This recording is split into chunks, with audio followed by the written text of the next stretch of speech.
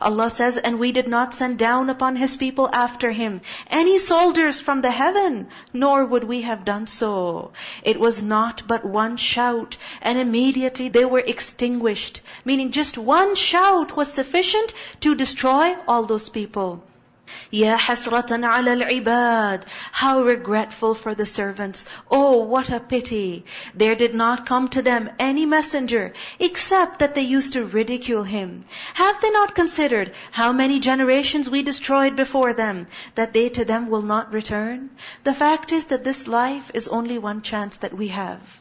And once a person dies, he's not returning to this world. So this life is so critical that we make use of the days that Allah has given to us over here, of the nights that Allah has given to us over here, the opportunities that Allah has blessed us with over here. Why? Because when a person leaves, he's not coming back. And indeed, all of them will yet be brought present before us. And a sign for them is the dead earth. We have brought to it life, and brought forth from it grain, and from it they eat. And we place therein gardens of palm trees, and grapevines, and cause to burst forth therefrom some springs. Meaning, if you want to see Allah's favors, if you want to recognize Allah, just look around you. Just look at how much rain fell, that they may eat of His fruit, and their hands have not produced it. So will they not be grateful?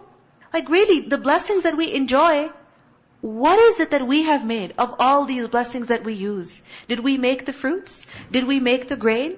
Did we make the trees? Not at all. Exalted is He who created all pairs. Because every creature, what does it need? It needs a pair. Every creature is incomplete without its pair. Because in pairs, what happens? The creation, it completes one another. It complements one another. Perfects one another. For example, if you have one shoe, what good is it to you? One sock even, what good is it to you? What happens when you get a hole in one sock? The other sock, you keep it for some time, thinking that perhaps someday you'll use it. But eventually, you get rid of it because it's no use. It's useless. So this is the reality of the creation. We are incomplete. We are imperfect. But Allah Azza wa Jal, He is the only one who is one, unique. Exalted is He who has created all pairs from what the earth grows, and from themselves, and from that which they do not know. Meaning, it's quite possible that there is a creation whose pair we do not know, but it certainly has a pair. And a pair doesn't necessarily mean that it has to be exactly of the same type.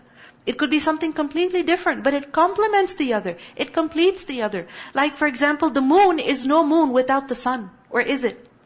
Is it? No. The moon has no light of its own without the sun. Even though there's a huge difference between the sun and the moon, but the sun and the moon complement each other. They complete one another. What is the day? The day will not be known and recognized except with its opposite, which is the night. So everything is in pairs. And a sign for them is the night. We remove from it the light of day, so they are left in darkness. And the sun runs on course toward its stopping point. That is the determination of the exalted in might, the knowing. And the moon, we have determined for it phases, until it returns, appearing like the old date stalk, so thin and fine, barely visible in the sky. It is not allowable for the sun to reach the moon, nor does the night overtake the day, but each in an orbit is swimming. It is moving. It is moving in its own orbit.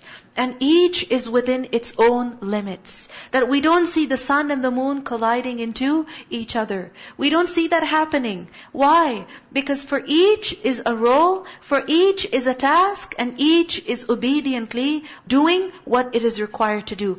And in our lives also, we can only be productive and useful and beautiful when we recognize what our roles are, what our obligations are, and we perform them to the best of our ability without interfering into the work of other people.